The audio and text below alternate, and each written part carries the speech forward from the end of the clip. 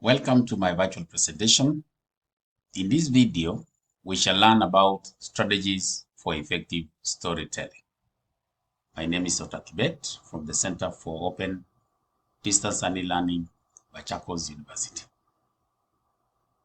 So I want us to look at the strategies that can make our storytelling to our children, our kids, or even our students to be most effective. Effective strategies for storytelling can be described in a few simple but effective ways.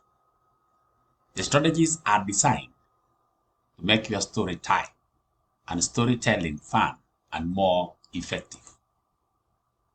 So what are the strategies? 1. Choose your storybook properly. There should be a matching between the book and the child.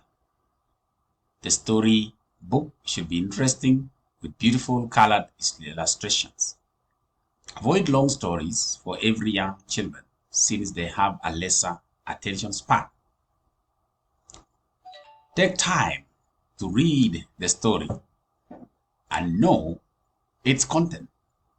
Ensure the story book does not put certain people to lower class, regardless of color, race, physical features, and disability.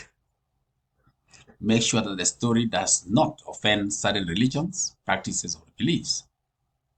If you are not in an agreement with the book, you might as well disregard it rather than read it to the children.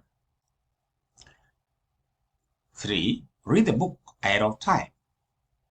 When you have read the book ahead of time, you can better focus on telling the story rather than reading it and trying to understand the whole thing. If you read ahead of time, you can have a better concept on how to do the whole story in a much effective, fluent, and dramatic way. Expressions are better defined if you know the story well ahead of time. Use expressions in telling your story. You can use a sad face when you are in the saddest portion of the story, a big smile or a happy face during times of hope, thrilling face through the climax, and an expression of excitement and relief during its end. The expressions are crucial because it makes your hearer feel the story. Without it, the story can be boring. Use expressions in telling your story. You can use a sad face when you are in the saddest portion of the story, a big smile or a happy face during the times of hope, thrilling face during the climax, an expression of excitement and relief during its end. The expressions are crucial because it makes your hearer feel the story. Without it, the story can be boring. Use different voices for different characters, like a small voice for a tiny mouse, or a big voice for a giant. This gives life to the characters. The more you practice this, the more skilled you become in making different voices for a number of characters. If you are telling the story during the day, it is best that the children could see the pictures when you tell the story. Children are more visual, especially during the day. They appreciate the character if they could see it.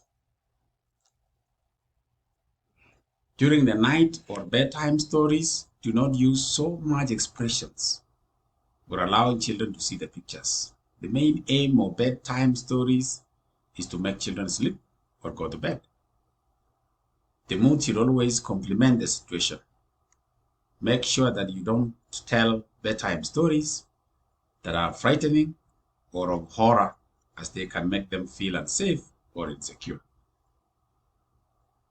As you tell the story, point to the words of each sentence as you read them. This will help in a left-right tracking and of the individual words. You must understand that the more the words are repeated, there is a better chance that the child will remember that particular word and how it is being said and pronounced. Be dynamic in storytelling. If you are storytelling on a crowd, show off actions as you tell the story. Facial expression is a must. There is no such thing as an overacting when you have children as your crowd.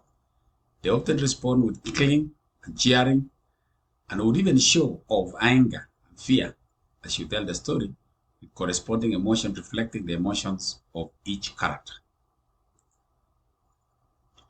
In between lines of your story, you can ask the children of what you have just said. This promotes interaction, assessing the level of their attentiveness, as well as to promote focus and learning.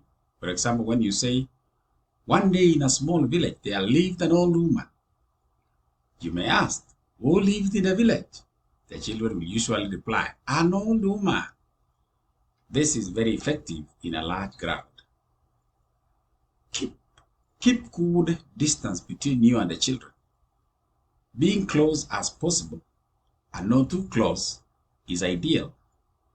Sometimes it helps that the children are able to touch your props and may show off some emotions. A considerable distance gives you enough space to move as well as good contact between you and your hearers. And finally, the last strategy that you can use is talk about the story.